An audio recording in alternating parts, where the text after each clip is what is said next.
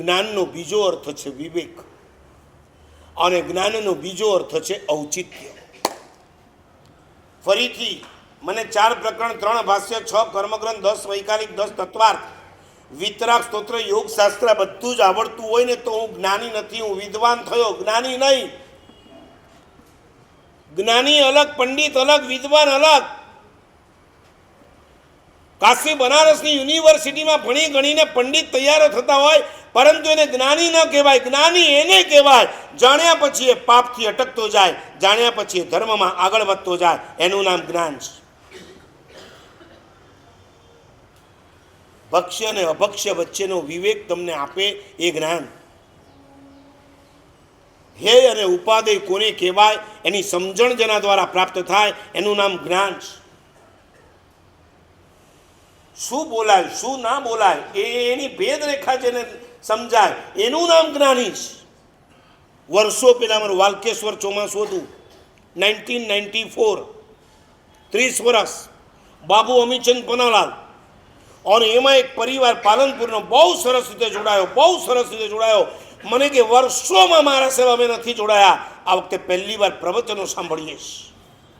એમ તો આમાંય ઘણા એવા છે કે નહીં. કાલે આવ્યો તો એક યુવાન, મને કે 34 વર્ષની ઉંમર થઈ, મારા સાહેબ આ પ્રવચન સાંભળવાનો ઉત્સાહ આ વખતે જેવો આવ્યો છે આજ સુધી એવો નથી આવ્યો. દોડીને આવવાનું મન થાય. રાતના 11:30 સૂઈએ છીએ, પરંતુ મારા સાહેબ તમે અમને સવારે વહેલા ઉઠાડતા કરી દીધા. સુવડાવતા ભલે નથી કરી દીધા, પણ ઉઠાડતા કરી દીધા. કીર્તિભાઈ ઉઠો છો કે નથી ઉઠતા? 5 વાગ્યામાં. કોઈ 5 વાગે ઉઠીને સામાયિક પ્રતિક્રમણ કરે, કોઈ 5, 5:30, 6 વાગ્યામાં દેરાસરની પૂજા વગેરે પતાવે, 7 વાગ્યામાં બુકિંગ, અને એમાં બેસડાના દિવસે ડબલ બુકિંગ. હા, આખો પરિવાર જોડાયો ને 10 વર્ષની દીકરી પણ વ્યાખ્યાનમાં આવે. અને એક દિવસ પરિવાર બપોરના મળવા આવ્યો ને વાતમાંથી વાત નીકળીને છોકરીએ મને કીધું, મારા સાહેબ મારી ઈચ્છા મુજબનો જો આવતા ભાવમાં જન્મ મળતો હોય તો મને આવતા ભાવમાં જૈન કુળ નથી જોઈતું. હલી ગયો. 10 વર્ષની છોકરી આટલું ચિંતન કરી શકે છે. શું વિચાર્યું એ પછીની વાત. એક વિચાર, મારી ઈચ્છા મુજબનો મને જો આવતો ભાવ મળતો હોય તો મારે જૈન કુળ નથી જોઈતું. મેં તરત પૂછ્યું, વાય નોટ? જૈન ધર્મ, અસંખ્ય દેવતાઓ મરીને જૈન બનવા માટે તૈયાર છે અને તું ના પાડે છે. જોજો, શ્રીમંત ઘરના સંતાનોને કદાચ આ જ સવાલ હશે ને આ જ જવાબ હશે.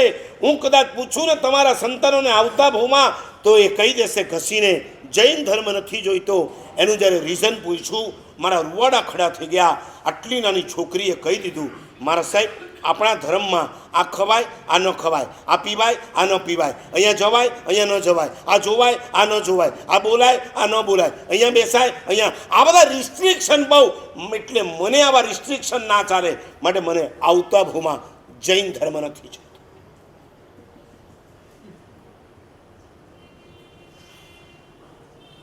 એ તો બચ્ચું છે.